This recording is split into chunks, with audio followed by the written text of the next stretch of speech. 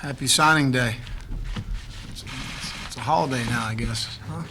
But I'll say the same thing every year. We'll know about this class in 2 or 3 years and how they progress in the recruiting process. You got the evaluation, you got the recruitment, and you got the development. And that's part of it. You look at last year's class, we brought in 7 freshmen, started 9 guys that we brought in started for us last year. And 14 played, and there's going to be some guys that didn't play for us this past year. They're going to play for us and contribute on this team moving forward.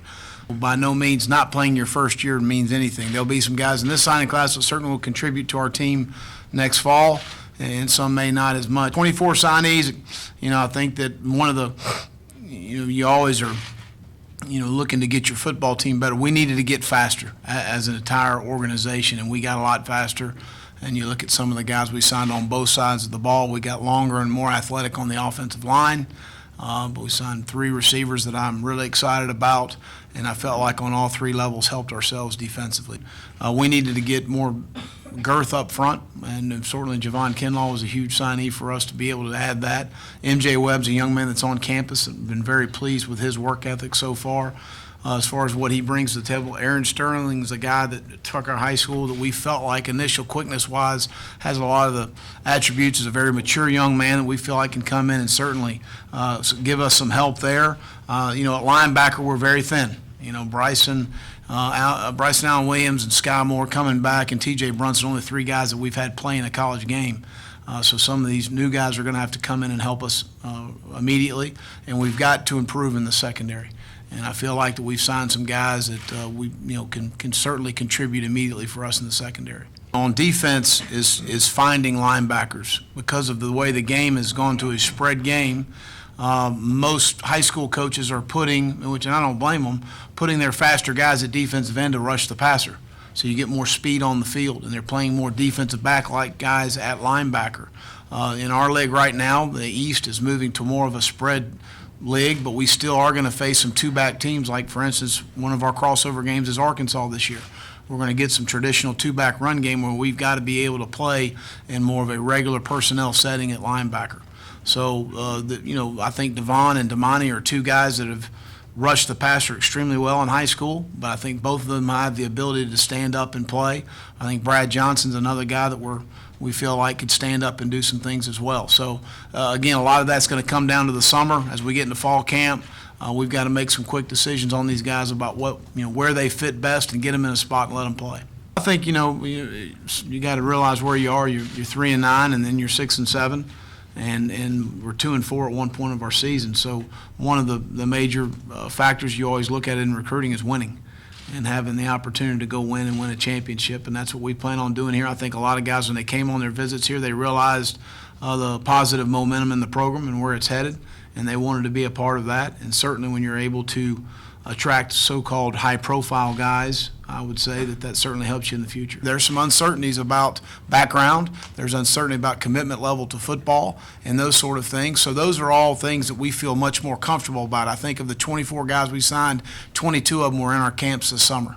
And that's huge, to be able to coach them exactly the way we're going to coach them when they get here in the fall, so they understand what's going to be expected of them. They understand how they're going to be coached on the field and developed. You look at Ortre Smith, again, is on campus here from Wando High School, that we're really excited about. Shy Smith we had in camp as a slot receiver and a returner, can give you a lot of different things as far as those things, contributions concerned. Sonny Carlay's a guy, offensive lineman from Lawrence, that again on campus, he's great work ethic and a guy that we're excited about. So all the way down the line, these are all guys we're very familiar with. We had them in camp, we've worked them out, we've built a great relationship with, and we're excited about them being here. But they're not anybody that we're falling back on. These are guys we offered early in the process that we knew were important for us moving forward with our program. At the end of the day, no different than probably what he does and what we do. We sell the University of South Carolina and what we have to offer, and from an academic, athletic, social, and spiritual standpoint, and how we can help develop the young man. And that's really about it. And the really good recruiters, which Kirby does a nice job, that I've been against, sell their program, and that's what they do. And we're very proud of where we are, more than anything where we're headed. They've got to really help us on recruiting weekends, whether it's an unofficial situation or official situation, in hosting these guys and building those relationships, because great players like to play with other great players.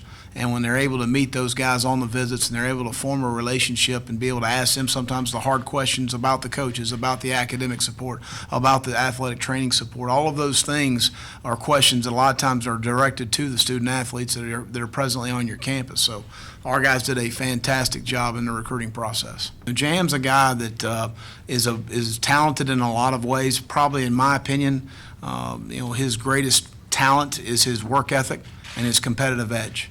And that's the two things that really jump out at you when you see him compete and you see him go after it. Height, to me, is not an issue at all. The guy's close to a 40-inch vertical leap. He's got great ball skills and judgment down the field to finish on plays. So I coached a guy named Gerard Powers at Auburn. It was a very similar player that's still playing in the National Football League. I think he's in his 10th or 11th year. So, but he had a great competitive edge. He had a great work ethic. He was excited about the opportunity and the challenge to come in here and contribute, and we expect him to do that at corner, at nickel as a returner. And the guy's really special with the ball in his hands. So we feel like he can contribute in a lot of ways for us. Got to come out and perform. That's the missing part of signing day. They hadn't done anything at South Carolina, so they've got to come in here with the right attitude and come out here and work. You earn your stuff around here.